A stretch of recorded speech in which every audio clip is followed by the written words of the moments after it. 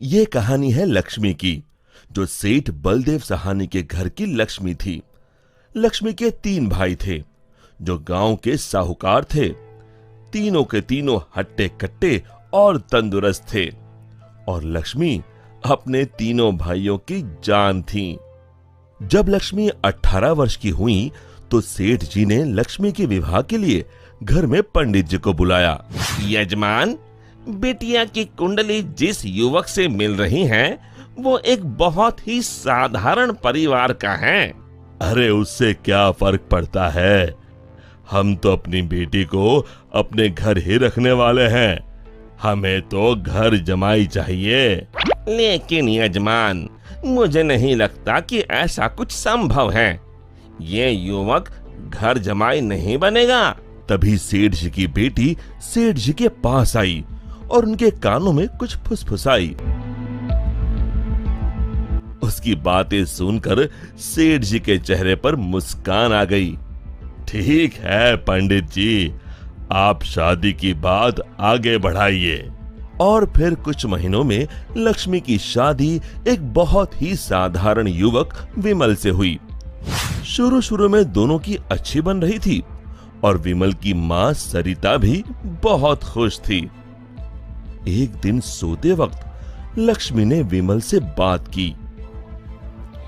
ना इस घर में ढंग का सोफा है, ना गद्देदार पलंग और ना ही टीवी। ए जी, आप मेरे साथ मेरे पापा के घर चलिए ना, वहाँ सब कुछ है। नहीं लक्ष्मी, अब यही तुम्हारा घर है, तुम्हें इसी घर में रहने की आदत डालनी होगी। उस दिन के बाद लक्ष्मी हर छोटी छोटी बातों पे विमल से झगड़ा किया करती।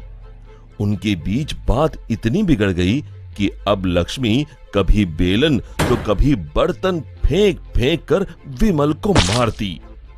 विमल बेटा, ये क्या है, तुम दोनों ऐसे लड़ क्यों रहे हो? माँ, ये रट लगाए बैठी है कि मैं भी इसके साथ इसके बाप के घर में जाकर रहूं, घर जमाई बनकर। भला मैं ये कैसे कर सकता हूँ, और इसीलिए हमारी रोज अनबन होती है। एक काम कर, तू उसे अच्छे से समझा कि अब यही उसका घर है। अगले दिन फिर से लक्ष्मी विमल को अपने घर चलने के लिए जोर डालने लगी।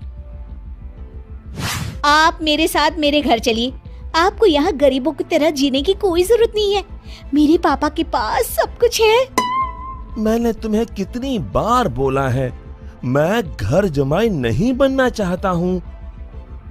अगर आप खुद से मेरे साथ नहीं चलोगे तो मैं मेरे भाइयों से बोलकर आपको जबरदस्ती यहाँ से उठवा लूंगी।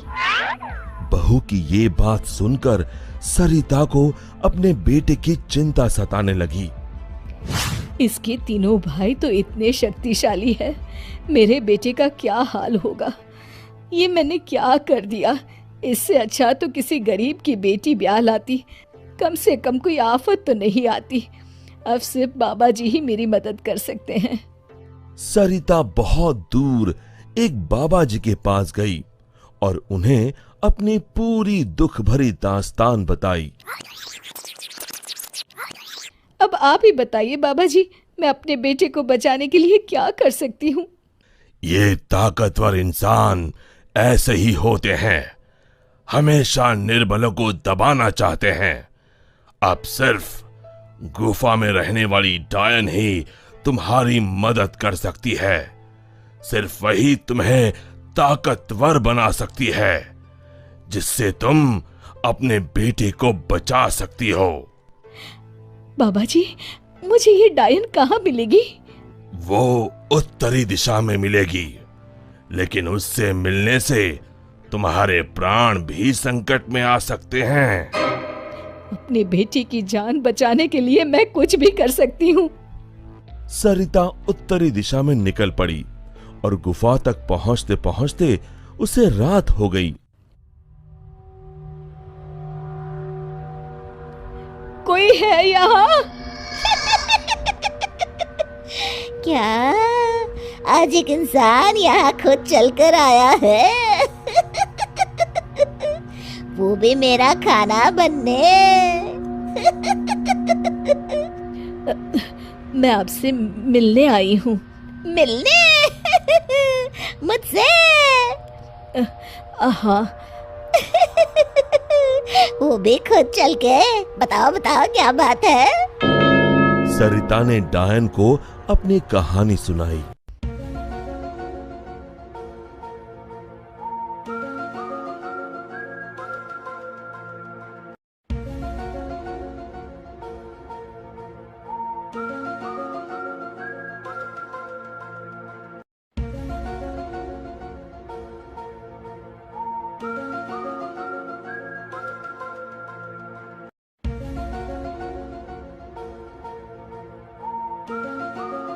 उपाय तो है लेकिन बहुत कठिन है।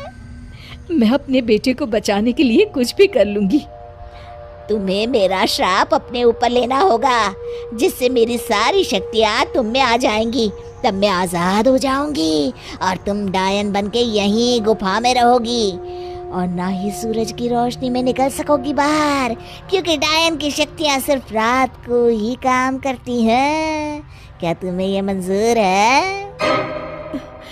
विमल को बचाने के लिए अगर मुझे डायन भी बनना पड़े तो मंजूर है। डायन ने कुछ जादू किया और डायन की सारी शक्तियां सरिता में चली गईं और अब डायन आजाद होकर एक औरत बन गई और सरिता डायन बन गई। यहां पूरा दिन हो गया था। विमल ने गांव में जाकर मां को ढूंढा, लेकिन मां कहीं नहीं मिली। रात को वो घर पहुंचा तभी लक्ष्मी उस पर बरस गई।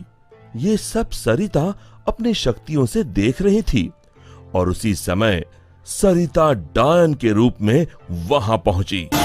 सरिता को डायन के रूप में देखकर उसके पैरों से मानो जमीन खिसक गई। सरिता जोर जोर से हंसने लगी।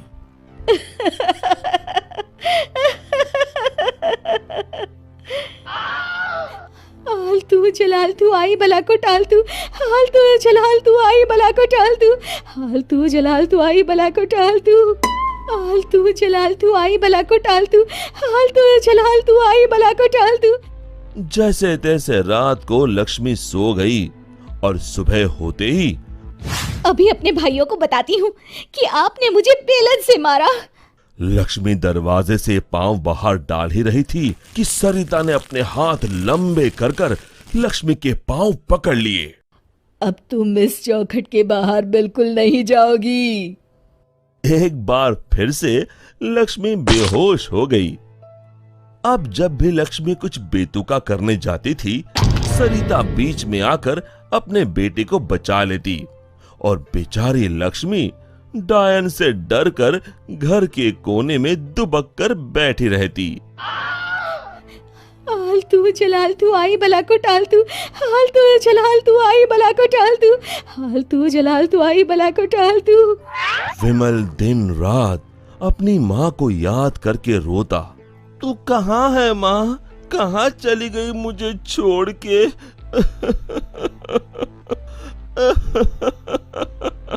बेटा विमल, मैं यही हूँ तेरे पास, लेकिन इस डायन के रूप में। ये सब सुन विमल बहुत डर जाता है। डर मत बेटा, बस मुझसे तेरा दुख नहीं देखा जा रहा था, इसलिए मुझे ये सब करना पड़ा। ये सब पीछे खड़ी लक्ष्मी सुन रही थी। तभी सरिता ने उसे अपनी शक्तियों से दीवार पर लटका दिया। जा रही हूँ, मगर एक बात समझ ले, मेरे बेटे को परेशान करने की भी तूने या तेरे घर वालों ने सोची तो मैं यहाँ फिर आ जाऊंगी। जी माँ जी।